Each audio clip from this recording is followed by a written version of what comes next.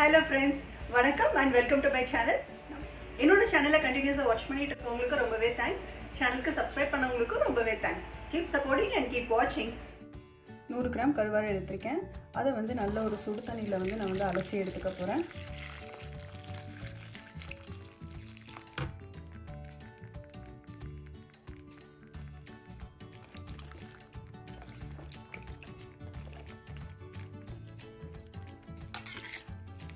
இந்த மாதிரி நம்ம சுடு தண்ணியில போட்டு எடுக்கும்போது கருவாடுல இருக்கிற மண்ணெல்லாம் வந்துரும். இதுல பாத்தீங்கன்னா தெரியும் உங்களுக்கு தண்ணி எவ்வளவு கலங்கலா இருக்குன்னு.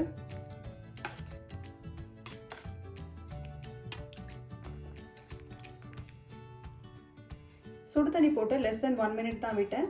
அந்த மாதிரி போட்டதுக்கு அப்புறம் தண்ணியை நான் கீழே கொட்டிட்டு அதுல இருக்கிற தலையை எல்லாத்தையும் நான் ரிமூவ் பண்ணிட்டேன்.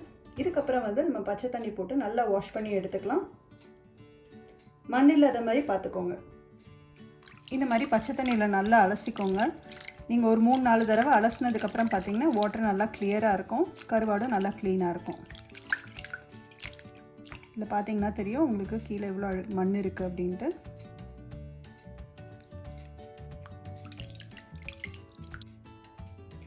நாலு தடவை க்ளீன் பண்ணதுக்கப்புறம் பார்த்தீங்கன்னா தெரியும் உங்களுக்கு வாட்டர் கிளியராக இருக்குது, நல்லா க்ளீனாக இருக்குன்ட்டு. இந்த ஸ்டேஜில் வாட்டர் ட்ரைன் பண்ணி வச்சுக்கலாம்.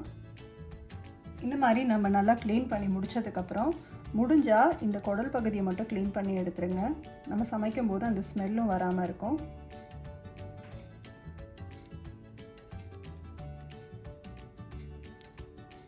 கருப்பு கலரில் இருக்கு இல்லையா, அதை நம்ம க்ளீன் பண்ணி எடுத்துடலாம். இதில் நான் ஆல்ரெடி எடுத்துட்டேன்.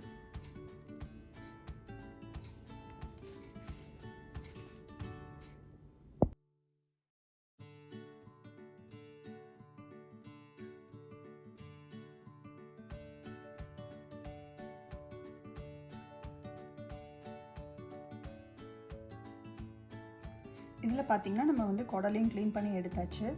முடிஞ்சதுன்னா இதுக்கு மேலே இருக்கிற இந்த லேயரையும் உங்களால் எடுக்க முடிஞ்சதுன்னா எடுத்துருங்க. இந்த மாதிரி பீல் ஆஃப் ஆகி வரும், அதையும் எடுத்துருங்க.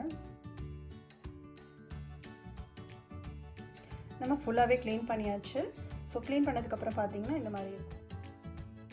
வீடியோவில் இன்னொரு இன்ட்ரெஸ்டிங்கான ரெசிபியோட பார்க்கலாம். அது வரைக்கும் தேங்க்ஸ் ஃபார் வாட்சிங் அண்ட் பாய்.